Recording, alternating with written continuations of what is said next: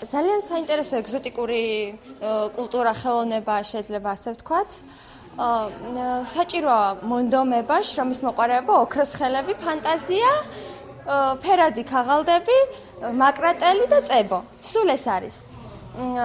ძალიან მიხარია რომ გამოფენა გაყიდვა მოეწყო და ჩვენს ამ შრომის მოყვარეობა დაფასდა. ქაღალდებით არის ნამუშევარი აბსოლუტურად ყველაფერი.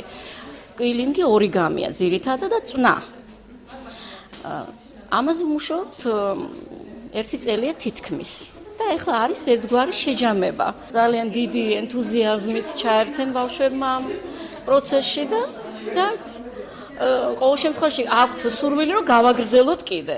აჭარის განათლების კულტურისა და სპორტის სამინისტრო უკვე მესამე წელია წარმატებით ახორციელებს სასკოლო კლუბების ხელშეწყობის მიზნობრივ პროგრამას.